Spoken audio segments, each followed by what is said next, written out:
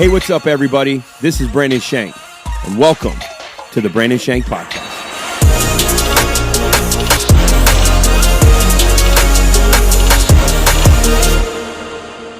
What's up, everybody? Welcome to the Brandon Shank Podcast. We're here on this beautiful day, the very last day of January. But hey, you know, Corey in the corner, welcome, baby. It's good to have you back, fresh off the cruise ship. It's good to be back, dude. I missed you, man. I missed having the podcast. I know to everybody else listening, it's like we didn't miss a beat, but we did. Yeah, man. Well, welcome back. You were cruising. I was, man. I was getting fat. That's what I was doing. Nothing wrong with that, man. You got to cruise. I was recently seeing this guy. I guess they paid this TikToker to go on a cruise, a 9-month cruise, and he was raving about how awful it was because he said the water to shower was either scalding or cold. Or he had the ocean, like a stateroom, an ocean-front stateroom. And he was complaining about the size of the closet, I think, and just said he was miserable. Like the excursions got canceled because he was like going all over the place. 274 night cruise. Dude, 9 months is, listen. I couldn't be on a boat that long. I'm not harping on cruises, especially it was a free vacation for me, so thank you very much. But to our sponsors out there. Yeah, but to my in-laws. Yeah. But yo, you really feel it to not have the freedom to just be like, I can get my car and drive wherever I want. Like they're ginormous boats, but you just need space, dude. I needed space. I've never desired to go on a cruise. As weird as that sounds. Yeah. There's these Mediterranean cruises that I always thought I'd take my wife on. They're smaller ships. There's only like 300 people on it, and you go through like the rivers. Yeah. That would be cool. That would be pretty cool. Yeah. And you stop at these excursions. That would be something, and that's something I still would consider doing. Yeah. But as far as like big ships with tons of people, I'm like, man, I can get that anywhere. Like I can get around tons of people like that anywhere. For me, I'd rather have either a house on the beach somewhere or get in my RV and go. That's just me. Not that cruises aren't great. Those of you who are cruisers, man, if you want to test me in this and put me on a cruise and see if I like it, I may or may not take you up on it. Just saying. Here's what I learned too. You want to talk about day 2? I learned, and this is something that I always think of being a big person, a taller guy, bigger guy, take up a lot of space. People do not care about you at all, especially when they are trying to get food. Like, I just realized that you don't even want to say self-awareness, but like body awareness. Like, you know how, if you ever had those moments you're like walking through a grocery store or something like that, and just like, this is how I feel. This is how I feel in my life. I am the one to always have to get out of everybody else's way because I'm always thinking about it because of how big I am. I'm like, I get it. I'm in your way. No one else thinks that way on a cruise ship. Everyone's like, you will move. I'm not moving. I will cut in front of you. I'm going to get to get food. Dude, people are savage, man. Survival instinct. It's just like, and I don't mean to be mean, but maybe it's like the older generation that are just like, get out of my way, young guy. So are you insinuating that this cruise is filled with the older generation? Yeah. There was well, it was a cruise in January, and you took your kids. So I mean, kids have school. That's so true. I mean, we talk. You know, maybe it's just that we had talked about this actually yesterday. That a lot of these families are in school and stuff. Yeah, so exactly. Yeah, you're on a retirement cruise, is what you're telling me. Yeah, pretty much. Yeah. Hey. Well, don't get in the way of retired people and their food. Is what I learned. To what I mean, they've worked their whole lives. They deserve to push you out the way, I guess. Exactly. You can. Yeah. Well, hey, the Super Bowl matchup is set. Oh man. Man, here we go. We got the 49ers and the Chiefs. So who do you got, man? None of the teams I wanted to win made it. I wanted the Ravens and the Lions to make it, but I'll tell you who I'd like to win. Who I think's going to win. Who I'd like to win is the 49ers because I think Kyle Shanahan, he was in Washington. He was one of our Sean McVay won it a couple years ago at the Rams, was in Washington. Wished Kyle Shanahan, who could win it this year. Yeah. So all these coaches that just went through Washington, Matt LaFleur for the Packers, he was in Washington at the same time. It's just a great thing as a Washington fan to see all these coaches that are getting closer in the Super Bowl or winning it that are no longer with the organization when you were looking for a coach. But beside the point, that's my rant for the day about the Commanders. We're going to get a head coach. It's not going to be Jim Harbaugh, which I'm okay with. I'm so sad. Yeah, I mean, I'm okay with it. Ben Johnson for Detroit said he's not interested, but the Commanders came out and said he was a candidate, but he wasn't a lot of articles are saying this is the guy they're going to hire the offensive coordinator for the Lions. And then the Commanders, I don't know if they said it because it was in hindsight, and they were on their way to Detroit to interview him and Aaron Glenn, the defensive coordinator, yesterday. And on the way, he had said, I'm not interested. So I don't know if that was their thing of like, well, you weren't a guarantee anyway. Yeah. But I do think that knowing they're doing their due diligence, maybe he was just a candidate and not the only one, but he wants to stay in Detroit and kind of try to get that ring, which I respect. So we're going to hire soon, and I'm sure whoever it is, hopefully will bring a winning culture to our team again. I feel like ownership's trying, so I respect that. But I think the 49ers, I'd like them to win for Kyle Shanahan, but I just think Patrick Mahomes just plays so dirty in the playoffs. This is the thing, everybody's like, oh, Patrick Mahomes doing so great. He's playing the same way he played in the regular season. It's just his receivers are catching the football. Yeah. That's the difference. Travis Kelce is playing out of his mind in the playoffs because he is a galvanized, hardened football player. During the regular season, Travis Kelce did not look great. He dropped a ton of footballs continually. You didn't see Travis Kelce drop balls in the regular season. One every now and then. It was like this incredible shooting star if he did. It was like so rare. And then this year it was like one or two a game, it felt like. In the playoffs, he's making catches that nobody else is making. So he's balling. That's just the way it is. Travis, you're balling. Yep. But I think that Mahomes is just too much. I think he's just too good. Honestly, man, I don't think any defense will stop him. The only way the 49ers will beat the Chiefs is if they can outscore them, because Brock Purdy's going to have to outplay Patrick Mahomes. That's how hard of it. And I know they're the underdog. The Chiefs are. I just don't think the 49ers beat them. If they beat them, I think George Kittle has a huge game. Are really any of these teams an underdog? I mean, it's just all relative because, Mahomes wasn't – I say the Kansas City Mahomes. No, it's not true. They got a good defense. They got great players. But he is just – I think Brock Purdy is a good quarterback. I just think Patrick Mahomes is going to be too much for them to handle. I would like to see the 49ers win. Yeah, so would I. But I'm not mad if Kansas City wins. But I'd like to see the 49ers win. Yeah. You know what I mean? Yeah. But can you imagine a scenario where Eminem and Taylor Swift joined Usher on a stage at the halftime show? How cool that would have been cool. Dude, Eminem from Detroit, Taylor Swift from Kansas City, and Usher. I mean, that would have been cool. That would have been super sweet. It ain't happening. Yeah. Who you got in the Super Bowl? I would like the 49ers to win, honestly. And again, I feel like I've had a slight change of heart about this whole Taylor Swift thing, where it's like, look, whatever. Let's get more people to watch football. It's happening, guys. No, I'm not saying I'm a Swiftie. I'm just like happening. I did see. You're not a full Swiftie. You're a. I did see a video the other day of like a dad talking about how like all these people have been complaining like, let's get her off the screen, blah, blah, blah. But it's like she literally is. They only show her for like 20 seconds a game. It's not even that much. I don't know Taylor Swift personally. Yeah. All right. I can call her. I got her number through a friend. Hit her up. We're friends. No, I don't know Taylor Swift personally, so I can't attest to her character. But the thing about Taylor Swift, the reason people love her is because they say she's extremely genuine. And anything I ever see of her, I mean, that poor young woman, and I'm not saying that as in, oh, poor Taylor Swift. She's just been completely obliterated on social for her for supporting her existence, for supporting her boyfriend, or even just existing. Yeah. You know what I mean? She hangs out with a bunch of girls. They say she's a lesbian. She hangs out with a bunch of guys. They say that she's, I don't know what word to use, but sleeping around. Yeah, like nothing she can do, people have ever been okay with. Yeah, and so if you're her, she's just going to hang out. Her and Travis Kelce, they're just dating. Okay, they're just dating. It is what it is, right? Who cares? Yeah, but it's a phenomenal marketing. The NFL is getting all the people who want to watch the NFL are watching it anyway. True. And then they get all these people who just care for a picture of Taylor for 20 seconds watching. Yeah. So they're getting incredible. The viewership is, through the roof because they're getting a whole group of people that normally wouldn't watch just because she's involved. So either way, everybody wins, man. Kelce wins, Swift wins. For them, best to them. I hope it works out. If that's what God has for their life, I hope it works out. They have a beautiful family and live happily ever after. That's what I was saying. I've seen a lot of videos of like dads saying like, my daughter is watching football with me. I'm like, that's cool. That's cool. Taylor Swift is a brand that has an incredible amount of impact. Yeah. Like,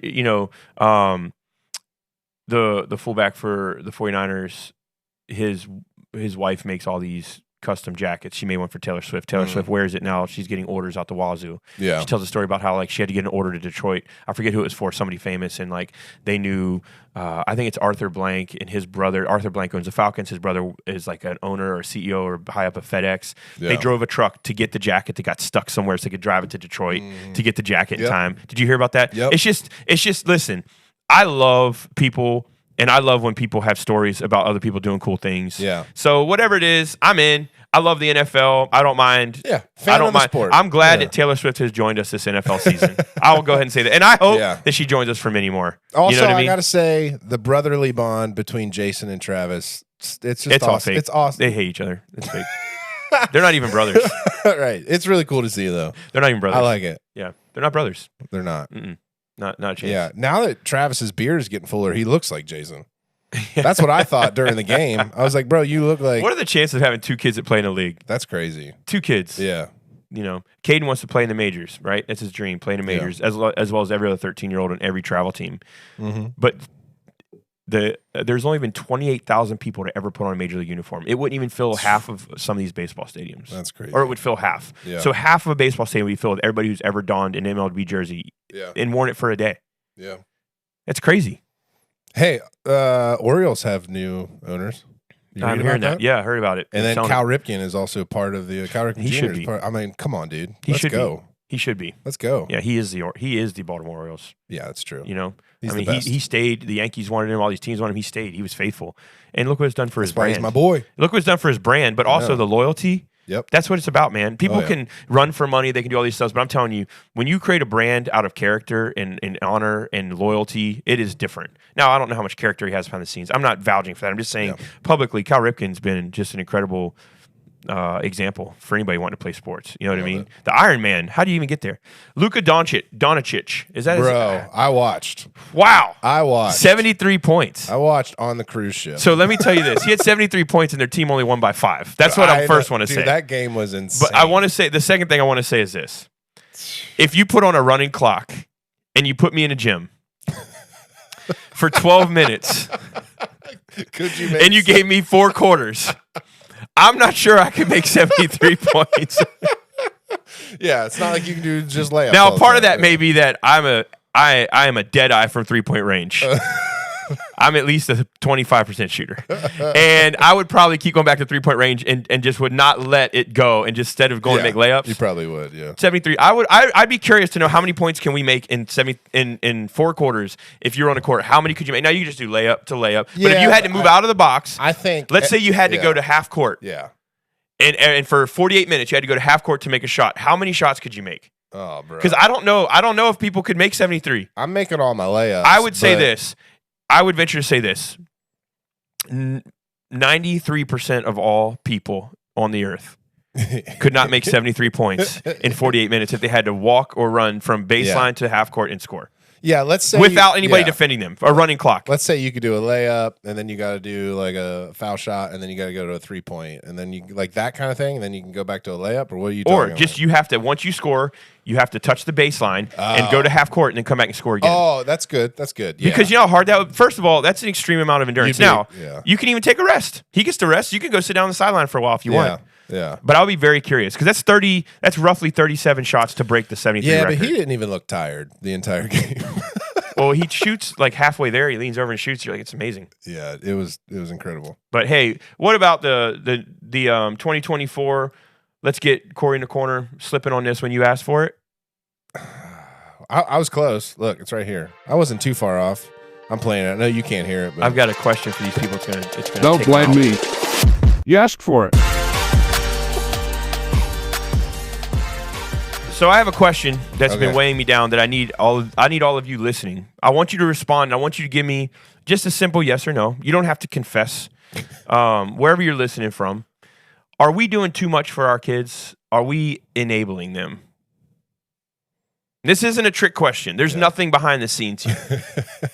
But I have some stories that I want to share with the general public so that you can feel my pain and feel better about your parenting, quite frankly. Okay, good. So I got a new truck.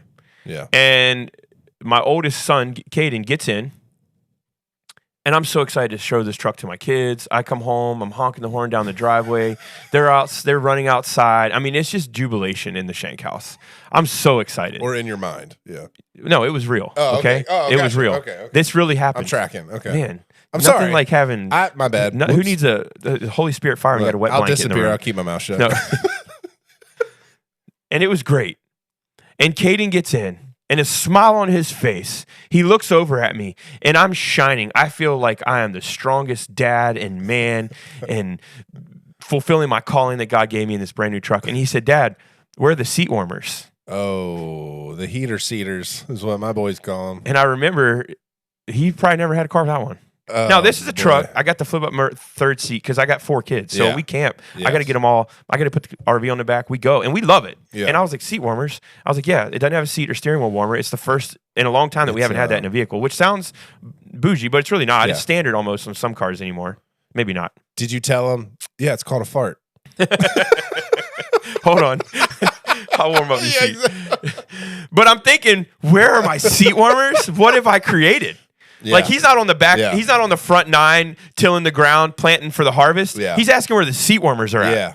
And his bougie travel baseball hat and his travel baseball gear and his, it takes 2 cars to get it to the practice because there's so much gear that we bought him. No. And then when he gets to the practice, it's just they got music and lights and they got their own fields. And, like, what are we creating here is my question. Yeah. What are we creating? I've heard parents say our kids are entitled and spoiled. I've heard parents say this, even travel. I've heard parents say, I'm just so sick of my kids. They're just so entitled and spoiled. Who do they think they are? And I look at them, I say, who do you think created it? Yeah, yeah.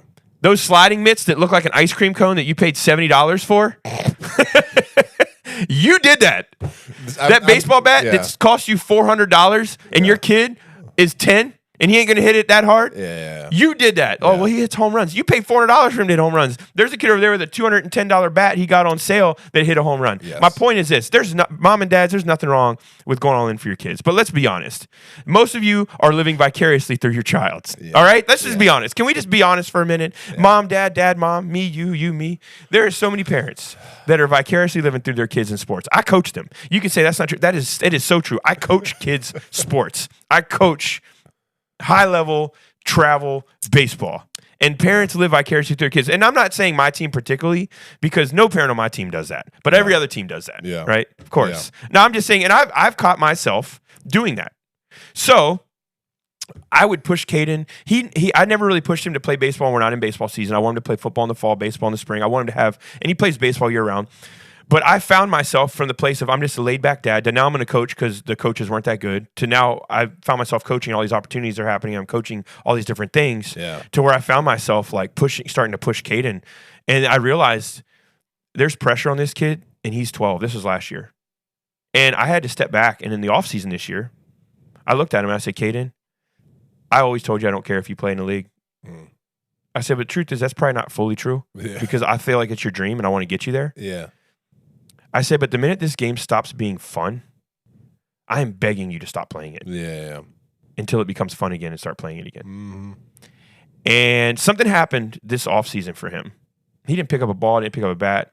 He's in love with the game. He's looking forward to practices. But I told him, I said, you're not going to miss a recruiting opportunity because you missed a ground ball or because you had bad at-bats. I said, and game changer stats are garbage because we have amazing parents who keep them, but nobody's a professional statistician out here. Mm-hmm. Meaning, you don't know if that kid's hitting 7th or 8th or 1st or 3rd. They're so relative compared to you don't have a professional statisticians taking them. And honestly, college coaches aren't asking about. They're wanting to come out and see how the parents act. This is what college coaches look at. Mom and dads, for all you wanting. Number one, they want to know what kind of family am I inheriting. That's number one. Yeah. Number two, body language. Mm-hmm. Recently, I saw there was a college coach who. I was talking to a coach and was just like, yeah, man, his body language, great player, just probably not what we want in our program. Body language. Wow. And I tell my team all the time, I say, guys, how many of y'all want to play in college? Everybody lifts their hands. I say, listen, you won't be recruited. You'll be recognized and noticed for how good you are, but you'll be recruited based on your character. Yeah, yeah. And I tell them that all the time. But I just say this because parents, how many of us have created the monsters that drive us crazy? So whose fault is it? That's very true. My kids are all under 18. Yeah. So everything I don't like, I built it. Yeah. I'm at fault. Like, sure, they're their own person. They make their own decisions, but my kids have way too much stuff. Yeah. I get it. We go camping. They have four-wheelers. They got baseball gear. They got, PlayStation. They got the Oculus. Like, we have spoiled our kids. Yeah.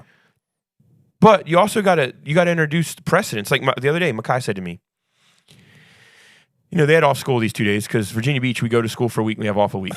It's throughout the year. And so yeah. Makai's sitting there. Makai's my third grader.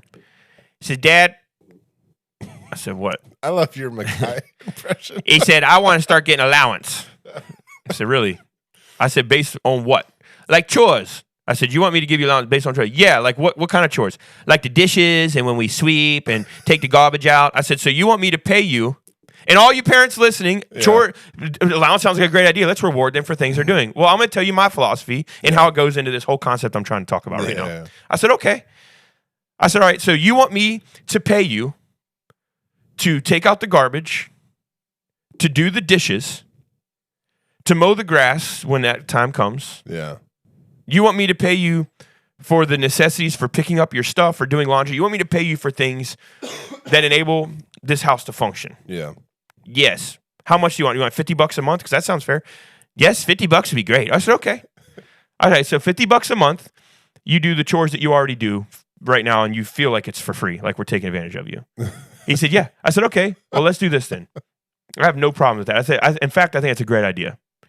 I said, so what I'll do is I'll pay you $50 a month to do the basics. You got to take out the trash. You got to, make sure that your stuff is picked up in your room. You got to do your laundry, which they already do. Yeah. You mow the grass, whatever it is. Yeah. I said, all right, well, I'll charge you $15 a day for food. I said, that's a pretty good deal. I said, nobody eats $50 a day. That's probably just one meal for you. I said, you eat $15 a day in snacks. And he said, okay. I said, all right. And let's just say room and board. You get heat in the winter. You get air conditioning in the summer. You got a pool. I said, and that won't include anything, but let's just say room and board. So you'll pay $15 a day just to have a place to live. I was like, that's pretty cheap. I mean, you're like $300 a month rent, less or a little more. And I said, and you're, same. I said, so you're only paying like $1,000 a month to live here. That's nothing.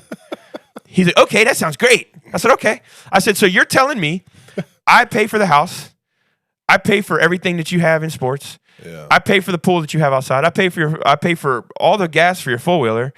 I pay for your clothes. I pay for every meal that you eat. I pay for every snack that you eat. I pay for your PlayStation. I pay for your Oculus. And you want me to give you $50 to live here? This is our problem. Yeah. I said, all right, well, let's do the math. $30 a day for you. I said, so throughout the year, I'm going to give you, or I said $30 a day for you to live here, $50 a month for me to pay you. I said, so we're going to just do back pay for you're almost 8. We'll just do the first 7 years. He's like, yeah, I want all of it. I said, okay, well, I owe you $4,200. And his eyes got so big. Give me my money. And he's doing all this. I said, okay. I said, you owe me $76,650. You're in debt. I said, so you're in debt $72,000 as a third grader. Yeah. How's this working out for you? He says, can I still have my $50? One track mind. My whole point is I will never understand the whole allowance thing. Yeah. My kids I'm going to pay them to do things they should already be doing in my house. Yeah. For what? Well, you teach them responsibility. I'll tell you what responsibility is. Your underwear is dirty. You have none left. Clean it. You need a fork and a spoon and a plate? Well, clean them. Yeah. Oh, you don't like the garbage overflowing? Well, then take it out. Those are standards. So I think it's just funny to me because I never have understood the whole allowance thing. And I know there's reasons. I will never. My kids you never do it. I said, not a chance. I said, we go on road trips. Y'all can pay for your own snacks at the gas station. How's that sound? And they're all like, okay, if you give us an allowance. I said, okay, when we go out to eat, you pay for your own meals. Okay, you give us an allowance. Okay, your own baseball gloves, your own bats, everything in this house is mine. So that means you cannot use it unless you own it. Oh, yeah. That one, that's big in my house. Between my boys, Maddox is always like, well, it's mine, you can't use it. I was like, well, I guess you're not playing the PlayStation 5 then. He's like, well, I'm like, if you're gonna use that logic. I'm like, it's funny how y'all are owners. It's funny how y'all are owners of everything. None of it is yours. But it's just a mentality of, kids back in the day, I guess they helped people survive, and now we're paying them. I think it's just a reward-based system. Which I understand the concept, but it's an awful concept. But I think Do you do allowances? No, we don't do allowances. Our kids, they're plenty rewarded. I'm not exactly. And it's just reminding them of you guys have a lot. God has blessed us with a lot, and we don't really have a reason to complain. And that's just the constant reminder we try and set before them is I get you want this, money. I want to buy this in Fortnite. I want to it's just chill. Wait for your birthday. Yeah, or it's and I tell my boys all the time, I'll see an iPhone sitting on the ground. Do you know that thing costs $1,000? Yeah. That's a $1,000 phone you have sitting on the ground right there. Yeah. There's no concept of money. And so I think that's where I have stepped back Our kids know to give. Like the other day, me and Rylan were playing a game, and Rylan's the sweetest man, and he won. We don't win money. I forget what we were even doing. It was something goofy, and I said, "I'll give you $5 if you fill in the blank." And he did it, and I gave him $5. He said, "Can you give this to the church?" Oh, that's just his heart. That's awesome. Yeah, and that's Rylan's heart. Caden would run out the front door and spend it before I get back. But my thing is, I'm trying to teach the kids, like, listen, there's so much value in this, but this is what I want to say to the parents. Parents, you deserve it. Whatever that it may be, so go and get it. Ooh, parents, go and get you something, right? We all tried to have the coolest minivans. I remember my minivan. I remember I said this to you, Corey. I don't know if you remember me saying this. I do, I think. We had a Kia, and I said, if you look at it from this angle, it looks like a Range Rover.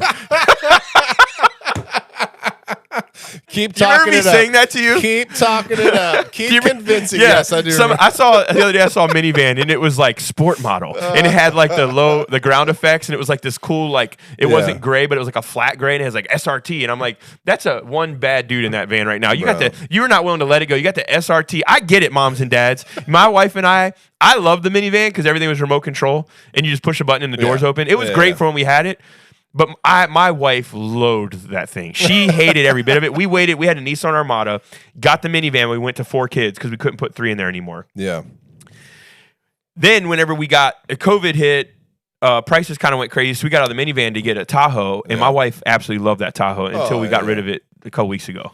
Like she loved it. So that's what you got rid of. I guess I was thinking it the opposite way around. So no, we got rid of it. She has a Jeep now. The Jeep and the truck. She got a Cherokee, which she loves. Cool, yeah. Because my truck can fit the whole family. We're like, we don't really need 2 cars to do all of it. Like we travel using my truck anyway. So my point is, and my boys always want to ride in a truck, right? It's just the way it is. Yeah. You know, they're like, hey, I want to get in the truck. I'm like, all right. And so we never really used her car as a family car. And funny enough, like Jeep Grand Cherokees, like there's more room in the back of those than there are in a Tahoe, and the seats are up. So when she had all the kids, she's like, I don't have any room for anything in the back. Yep. But with a Cherokee, she can put all the kids in there. I mean, I can't ride with them, but there's 5 seats, and she has more room in the back than she had in the Tahoe. Oh, yeah. So it kind of worked out. Yeah. Because when they were younger, it was fine. But as they got older and the baseball gear got bigger and their sporting gear and all of her coolers and everything for the games, it just made sense. Yeah. So it works for now. And it's nice. I mean, I like it. But I say that to say, parents, go get yourself something, right? Go get yourself something. You deserve it. Maybe like a Range Rover. You go get yourself something. I'm going to leave right now. You can wrap it up. Well, listen. I like to keep it classy around here on the podcast, but I also like to talk about real topics with real consequences. And I think today we need to take a moment. We need to talk about something with a real consequence. All right. So People Magazine recently had an article that talked about a plane that had to turn around because of a passenger who was excessively farting. Oh boy, seat warmer. He just wanted that. He wanted that heater seater. I don't even know if I want to continue with this. The passenger, they said, seemed to be disgruntled and hungover, and I'm thinking, you think? The man told fellow passengers, if you don't like it, you can fly private. You gonna deal with it? This isn't the first time. A few decades ago, did he just get off a cruise by any chance? He said he was like 6'7", a bearded fella. Hey, kept yelling about old people. Told them to kept yelling about the retired community cutting him off in line. I don't know, whatever that means. You can jump off this plane right now if you don't like it. They said this isn't the first time. 2 decades ago, on another American flight, a passenger reportedly lit matches to mid-flight to mask a fart. Where did he get matches They from? made an emergency landing and they banned the passenger. I'm dying. Go to the bathroom, dude. Go to the bathroom. Dude, I'm just like, come on, people. If it's that bad, which you're like, oh no, they're going to catch me. I got to light a match. If it's so bad that you're willing to risk the livelihood of every passenger on that plane by lighting in that combustible missile. Yeah. It's a pressurized tube flying 30,000 feet above the earth. And you're going to light a match and put everybody's life at risk. And you also just spewed out a bunch of methane. Like, I don't understand. If it's that bad, maybe it was one of those where people, they do it and they're like, But I guess the article is like just continuous farting. So just like not like one. Whoops, my bad. So me and my wife were flying one time from the Midwest back to the East Coast. We lived in Springfield, Missouri at the time. I have this cough that won't end, man. Yeah, you're just covering up your gag. Yeah, my wife. We were on this plane and we were sitting on the tarmac for probably 2 hours, and the air wasn't working, and it was October, so you won't think it's that bad. But it was like an 80-degree day in Missouri. Yeah, it was so hot. We were literally like dripping sweat while we're sitting on the plane. So They're getting ready to get us off the plane because the air when we get in the air, the air will work. But there was something else that happened. So they take us back to, I don't remember if we were deplaning and getting on a new plane. I don't remember exactly what happened, but we sat there for a while. We're going back to the gate, and the plane is packed, right? So everybody always gets up to be the first in line, even though you can't go anywhere. Yeah, exactly. So we're standing there, and we're in the back of the plane, and this individual in front of us, this lady, just lets it eat. And the plane, it's 100 degrees on this plane, bro. Oh. And Casey, if you know my wife, she doesn't really say anything to anybody. She'll tell me, and I'll hear about it, but she won't say anything to anybody else because she doesn't want to embarrass them. And she's confrontational if there's something she knows the Lord spoke to her for you, or that if it's something that she knows is like, this is going to help you. But she's not somebody who just goes around looking for a fight. Like, she just doesn't do that kind of stuff. Yeah. Except for this day. She said, "Are you kidding me?" She's like, "It's 100 degrees and we're stacked on this plane. Really? Are you serious?" And this girl just looks at her with this look of like, "Oh, they got me." And just started right at the perfect time. We all started moving off the plane. And so, for those of you who are frequent flyers, frequent farters, frequent. Flying farters. Listen, I'm going to ask this question. What's with the Stanley Cups? That's what I really want to know. Wait, is it still like a wild craze thing? I'm sitting over here with my Yeti. My Yeti! It's a wild craze thing. A woman was just recently arrested. She was shoplifting, and they found $2,500 worth of Stanley Cups in her car. Do you know how many cups you have to steal to equal $2,500? Yeah, what is going on? This is the new Tickle Me Elmo right here. Oh, my gosh. Yeah. And you know what's going to happen? Facebook Marketplace next year, you're going to have Stanley Cups going for $5 or less. Exactly. People are standing in line for them right now. The next mug will come out. I have no problem with it. But everybody listening to this podcast, do yourself a favor and go watch WALL-E. Because that movie. That's the best. That movie is prophetic in its own way about where we would be at today. And it is right. Everybody, it's funny to me how everybody thinks we all have this thing in our mind that we are our own person doing our own thing, and we do not realize we are left, right, left. Like, how many people buy Stanleys and then post them? Would you buy a Stanley if there wasn't a TikToker that got famous with a Stanley? Yeah. Would you go in there? In fact, they weren't that big when they first came out. I remember walking in to Dick's Sporting Goods when I first saw them, and my exact thought was, that's a cheap Yeti. That was my exact thought. I'm sure they work fine because I'm not a Yeti or bust. I see your Yeti sticker on your computer over there. You know why? Because my Pups Baseball bought me one last year as a coaching gift, and it's a greatest coffee mug I've ever owned. Yes, it's a phenomenal coffee mug. It's big. It fits in the cup holder. It's got Pups Baseball on it from last year. It's beautiful. And it works great. So thank you to all you who made that possible. Yeah. It's great. I wouldn't own it unless they gave it to me because I don't spend that kind of money on stuff. But I will tell you this. I bought a Yeti for my wife, and she loves it. Yeah. Last year. And when I walked into Dick's Sporting Goods, it was actually when I bought it for her. I remember looking at the Stanley Cups. I was like, these are just cheap knockoffs of like people who don't want to buy a Yeti. And you're laughing because now they're like the thing. Yeah. So what I should have done is bought the whole case of them while I was there and resold them. But my point is this. The only reason that they're a big deal is because everybody has them.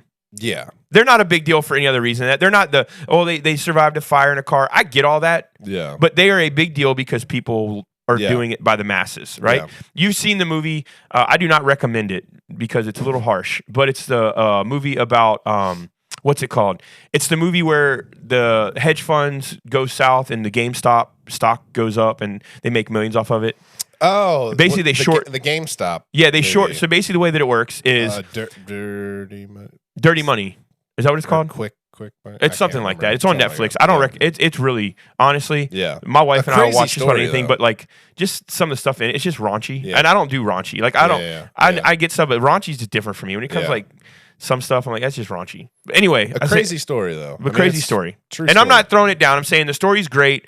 Just some of the music in it and stuff. I'm like, bro, I would never, ever let my kids listen to this. Yeah. So my point is the movie is great in the fact of the whole story is really, really peculiar. It's crazy. But it talks about how they shorted the market because all these people started buying this GameStop stock, especially when COVID hit. It was $3 a stock. Yeah.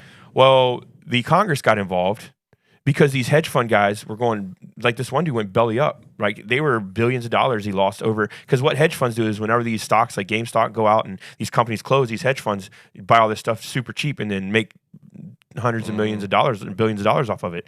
And so it pushes a little guy out of the market, especially retail markets. Yeah. Well, now the little guy can get back into retail markets because these big hedge funds, they don't trust that there won't be another short like this where all these people start buying a stock and they end up are the ones who lose everything because guys have lost everything over it. Yeah. So the guy who started it all, he ended up making like $20 million in this stock. And the day that he went interviewed on Congress or had his interview or his hearing with Congress, it was like a live telecast thing. And that day after he went on back on and bought like 100,000 more shares right after that, just as a way of being like, I did nothing wrong. You know, they say it was a gangster movie. That's how they do it in the movie. Like he was a gangster, you know. But my point in saying all that is the society basically created that short because they kept buying all this stock up. Yeah. Like some people had invested like $2,000 and they had $500,000 and then they didn't sell in time, so they lost it all. You know, stuff like that. But my point is, one, anything we're doing together is always better, right? But when it comes to society, I feel like everybody thinks we're their own person. Like God created you with an identity. He created you with a purpose. But a lot of times you chase your purpose in what other people's purposes look like, not in what God created your purpose to be. So you might say, I want to be somebody who is professional with cosmetology. I want to be doing makeup for the stars. Yeah. Or you might say, I want to create my own brand. And so what you do is you create a brand that looks like brands that already exist instead of creating the brand that's unique to you. Because if you think about some of the artists that are so famous, it's because they're unique. Post Malone, unique fella, right? Morgan Wallen, dude got in a ton of trouble for saying things that he shouldn't have said, and then he's a huge artist now, right? He stayed true to himself. I don't know Morgan Wallen. I know that there's a lot of stuff around him, but I also know that he's probably one of my favorite country artists. He said things that I would never back and never support and never in a million years put my name on, but I think he's really talented because he's got a uniqueness to his artistry, right? I feel like Leslie Odom. Do you know who he is? Leslie Odom Jr. He was in the original Broadway for slipped my mind. I can look him up really good. What's a huge Broadway? Starts with an A. Come on, man. It's like the hip hop version of like what is it? Leslie Odom Jr. is one of my favorite artists as far as like he does smooth jazz. His Christmas albums are amazing. But when you listen to him, you're like, man, I never thought a jazz artist. Oh, okay. Yeah, I know what you're talking about. What was the name of the musical? That's a good question. Anyway, Leslie Odom, you would never think, man, this guy's going to be huge. But he's an actor in some movies and things now. But when you hear his music, you're like, you'd never think somebody that does music like this would be that big. But he's true to himself. He got this huge start on Broadway, and he does he's an amazing musician. He's an amazing singer, and his style fits him. And so it's actually somebody that I love listening to because it feels so authentic to him. Well, Alexander or Hamilton? That's what it was. Yeah, that's not Hamilton. I was saying Alexander. Gotcha. It was Hamilton. Yeah. So he was in Hamilton. All that to say, artists. Look at Patrick Mahomes, the Kansas City Chiefs. He plays the position like a point guard more than a quarterback. No. Right, the way he makes passes. Look at Barry Sanders, greatest running back of all time, in my opinion. And a lot of guys wouldn't dispute that. He had a uniqueness to him. Right, there was something different about the way that he did things. Look at Elon Musk. People think he's a weirdo or that he's this or that. You can say whatever you want about the guy. There's a uniqueness to him that makes him special. Yeah. I'm saying this because I don't feel like there are only a handful of people in this world that are meant to be amazing. I feel like everybody has it in them. Yeah. But we fall into what everybody else is doing. Yeah. We follow what commercialism and what society is doing instead of what has God actually designed you to be. And I'm not saying all these people have found God in a different way. I just think a lot of people that we look at as weird or like kind of push off. We kind of push them off a little bit. Maybe perhaps some of them have just been comfortable enough with being themselves that they cared a lot more about just being comfortable with who they are than they were what people thought of them. Yeah. Because everybody's, that dude's weird. I'm always like, man, I'd like to get to know that guy. Why does he feel okay doing that? Like there's probably, I think there's a lot more uniqueness and a lot of cool creativity and a lot of DNA that we could extract and really enjoy about people. Yeah. If we had the confidence to just be who we are. Yeah. I struggle with this a lot as a pastor, right? You know, look and sound and taste and touch and whatever that means. It's weird. But you see what I'm saying? That could be with anything in your life. Yeah. But God reminds me all the time, Brent, you're pastoring Palms. You're an online church with a physical location. Like, I'm calling you to do it different. I'm calling you to be different. Yeah. You may look like others, but you're different. And I've had to fight for my identity. People haven't argued with it. People haven't pushed against it that much. It's more of like me. I refuse. I think things could have looked different aesthetically, publicly, and I think maybe even every area of my life could have looked different for seasons had I just fallen into a mold because it would have been what society accepts. Yeah. But when we do it the way that God's called us to do it, society doesn't accept it until it does. Yeah. And then it's different. Yeah. Like Michael Jordan. Dude, even when he got to Chicago, that dude did stuff his own way. Yep. And that's why he was pushed. Kobe Bryant, one of the greatest ever. They tell a story on that Dream Team documentary on Netflix that the whole team was coming in from clubbing at like 4 a.m. and they went to go up the elevator and they opened the doors and Kobe Bryant was standing there. He had his workout clothes on. He was walking out of the elevator to go to the gym, and they were coming in the elevator from the club. Yeah. They all went upstairs, got changed, and came down to the gym. Yeah. They said he was so committed to his craft. He was so disciplined in how he did his business and when he went to bed and when he woke up. And they said he was so disciplined. Yeah. So all of us, like, he just knew what he was created for and he did it. Mm-hmm. He wasn't going to let anybody stand in the way. You know what I'm saying? Yeah. Absolutely. And I think it's not falling into complacency, because we all fall into that trap. We all fall into just like, well, I know, gosh, I've known this. Like, even things that like God has put in you, and you know, like, man, I need to be doing this. I'll do it. I'll do it next month. I'll do it, this year sometime. I'll do it next year. We never move on those things. And so often, like I think about those things. Starting is the hardest thing. It comes easier to some people to just start things. We've talked about that. Some of us are starters, some of us are finishers, but like just moving, like taking that first step, having the courage to take that first step, because that's where things are always the shakiest. And I think a lot of us, and I include myself in this too, just like sometimes live in that place where we just don't take any steps. Let me ask you this. If you knew right now, as you're sitting here listening to us talk about this, if you knew that the dreams in your heart would succeed, would you risk everything to fulfill them? For sure, yeah. But it's that. But I'm asking, and all those people listening right now, I'm asking you, if you knew, that God's put it in your heart, and you're like, well, that's the part I don't know. Well, if you knew, like, there's a conviction, there's something in me that I've always wanted to do this. If you knew this is what God created you for, well, then I can promise you it will succeed.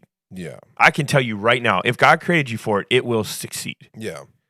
And this is the hardest thing to do, because people don't want to lose income or lose relationships or lose where you live or lose your comforts for your calling. But I'm telling you right now, if people would lock in into what God had called them to do, they would be willing to risk it all. And then what they would get in return, the life they would get, is unbelievable. Yeah. But we live in the mundane. We follow the leader a lot, I feel like. Well, we do. I mean, that's what trends are. That's what fashion is. Yeah. You follow the leader. But isn't it funny how people will spend all this money on fashion and thousands of dollars on shoelaces and all of these details, but then there's a guy who wears jeans and a T-shirt and he's voted sexiest man alive. And you're like, that dude's wearing a pair of Levi's and a T-shirt that he probably found that he's had since high school. Yeah. And they're like, new designer fashion, vintage shirts, $375. Looks just like this. It's always changing. Yeah. It's always chasing those who are confident. Yeah. Mm-hmm. If you look at society, we chase those who are confident. Yeah. Those who just are who they are. Mm-hmm. We chase because we want what they have. So if we buy what they have, then maybe we'll have who they are. Yeah. Maybe we'll have that piece. It's something missing in us. You see what I'm saying? Absolutely, yeah. I mean, we live in a day and age too. This is my final thought. Oh, you got me on that one a little bit too. Here's my final thoughts. We live in a day and age where everyone wants to help, and the world tells you, man, be the heart, go beyond, help people, past the point. And this is why the world is so funny to me, is because they'll say you need to love everybody, accept everybody, be for everybody, but the world is not loving everybody, accepting everybody, being for everybody. That's garbage. It is furthest from the truth. What makes Christians unique is the distance that we're willing and able to love that people can't, because we have God in us. So you can love at a place other people can't. Legit, passionate men and women of God. Yeah. An Ohio pastor was recently charged for offering shelter to the homeless, because their church was not zoned to be able to feed and keep people in a shelter. And the reason he did it was all the shelters were packed. People had just died in Milwaukee that week from being frozen outside. So he opened up his church, and it was like over 100 people over the course of like a week or two. They had told him, stop doing it. But he fed them and he sheltered them so they didn't freeze to death outside, because the shelters were packed. There's nowhere else for them to go. And so because of zoning laws, charges were pressed against him. Jeez. Now, I don't know the inside of this story. Yeah. I just know what I've read. And so there could be a lot more gray area in this than what I'm saying. So I don't want to allude to, I'm not on here as a soapbox against any type of form of local or city or, country government. I'm simply saying, they've arraigned him in court, and the church is zoned as a central business. And so it says, therefore, restricting them from allowing people to eat or sleep on the property. They apparently sent him a letter to stop, and he didn't. So during a New Year's Eve service, the police arrived and issued violations during a New Year's Eve service because they knew they'd be there. And they say this is now a bigger problem is churches have tried to help people who can't afford housing or survival. And right now there's such an issue with people who can't afford housing because of inflation and they can't afford food. And so churches are stepping in to provide housing and money or food. And they're saying you can't do that because you're not zoned for it. And you're not, and this one guy, and I know sometimes people can push things. Like this one guy was feeding people outside of his church, and they said you can't feed them here because this isn't an area you haven't gotten approval from the city to hand out meals here. And he's like, "What are you talking about? Hand out meals?" Like, and they said you have to have approval before you can hand out mass amounts of food like this. A food license. Everything is. People think you have all kinds of freedom. You do, but I'm telling you, when you have so many things audited and held tight, this is what you get. Yeah. And there was a comment on this one. It said the officials would have thrown the innkeeper in jail for offering his manger to Joseph and Mary because it wasn't zoned for residency that didn't meet the fire code. We're just in a world where the world is deceitful. It's telling people are telling you to love everybody, to accept everybody, that it's about Pride Month and it's about Black History Month and it's about all these different things, but yet the world doesn't do those things. They don't honor Pride. They don't honor people who are transgender. The world doesn't honor people who are homosexuals. The world doesn't honor people who are bisexual. The world doesn't honor people who are Black. Yeah. Give me a break. Yeah. Are you kidding me? So stop telling us, is what I feel like. Like, I'll tell you what you need to do. Jesus Christ honors Pride. He honors bisexuals. He honors homosexual. He honors Black people. Yeah. Everybody he has created is looked at in his image. He loves them. He is passionate about them. And this is the difference. Yeah. You have zoning laws that keep you from loving people. Yeah. And that makes sense to you. Yeah. That's my point. That's my final thought. There should be no limits to how we love people if we really want to be a world that loves. Well, there also should be a level of like, I think when I think about this, and this can be a trap too. We get caught in the idea of like, well, Jesus, like of his time, like broke some laws. Like religious laws, but he didn't do them. He didn't break laws for the sake of breaking laws. He broke laws to do what was right. Well, if he fed the 5,000, he'd obviously get a citation here. You need a. Can you imagine if there was an influencer powerful enough that 5,000 people came to them, men alone? Like you're talking about 20,000 people at Mount Trashmore here in Virginia Beach. Can you imagine the traffic chaos that would cause? Yeah. Can you imagine the issues that would cause? And then you fed them all out of a couple of fish and a bread, and you handed it all out. Can you imagine the court dates you would have if you did that? Yeah. But I think what I'm getting at is sometimes, the religious side of us, Christianity, could be like, well, Jesus broke rules. And so, but you're missing the point. Like if that's your attitude and that's your mindset, you're missing the point. It's to always do what is right. And Jesus did what was right and it got him crucified. Like that's going to happen. So it might be, but he didn't create an uprising in the process when he very well could have, because his disciples, Peter cut off a soldier's ear. Yeah. He was trying to cut off his neck. And cut him off at the neck. He cut off his ears. Mm-hmm. They were ready for a war. Yeah. And Jesus wasn't. Yeah, exactly. And Jesus said, no. Yeah. That's not what we're here for. I'm not here to start a war. Mm-hmm. I'm not here to be right. Yeah. I'm here to love people and to show them. Yeah. But that's the issue. He is right, but he's like, I'm not trying to prove it. That's the issue that I start to see with some of, the political side of Christianity is it's like y'all want a war. Like that's what you want. Yes. And we're not called to do it. Now, we don't bend. It's not saying that we don't stand up. Jesus that's why a lot of people who will die on the ledge for Donald Trump scare me. Yes. Because he's a man. Yeah, exactly. And first of all, you should never ever be that passionate about a leader, in my opinion. Yeah. Like you got to chill it out with all that. Yeah. Leaders are not going to fix what's broken. Jesus fixes what's broken. It's not what Jesus came to do. David didn't have David for president, 2024, cars rolling around.